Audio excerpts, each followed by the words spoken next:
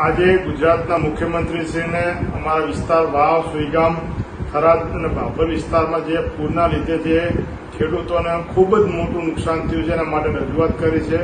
ખાસ કરીને ખેડૂતોનો જે પાક ધોવાણ થયો છે, પાકનો એનું વળતર આપવામાં આવે, જમીનનું જે ધોવાણ થયું એનું વળતર આપવામાં આવે અને જે પશુઓના મોત થયા છે એનું પણ સર્વે કરી તાત્કાલિક ધોરણે એમને સહાય ચૂકવવામાં આવે, કેસ્ટોલ ચૂકવવામાં આવે એની રજૂઆત કરી છે. ખાસ કરીને પશુઓના પોસ્ટમોર્ટમની વાત છે તો અત્યારે પણ ખેતરોમાં પાણી ભરેલા છે.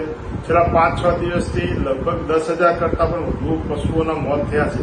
ત્યારે હવે જે પશુઓના મૃતદેહ પણ ખૂબ જ દુર્ગંધ મારે છે, રોગચાળો ફેલાઈ રહ્યો, ત્યારે કલેક્ટરશ્રી અને મુખ્યમંત્રીશ્રીને રજૂઆત કરી છે કે ખેડૂત ફોટો પાડીને પણ જો રાખ્યો હોય તો પણ એને સહાય ચૂકવવામાં આવે, જેનાથી આજે ખેડૂતોને લાખો રૂપિયાનું જે નુકસાન થયું એમાં સરકાર સહાય કરે.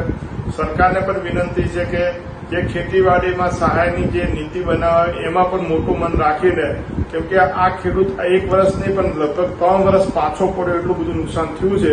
માટે મોટું મન રાખીને ખેડૂતોને એક વિશેષ પેકેજ આપવામાં આવે. વાવ, સુઈગામ, ભાભર અને થરાદના એ વિનંતી કરવામાં આવી છે. અમને આશા છે કે સરકાર ખેડૂતો માટે વિચારશે અને ખેડૂતો માટે એક વિશેષ પેકેજ જાહેર કરશે.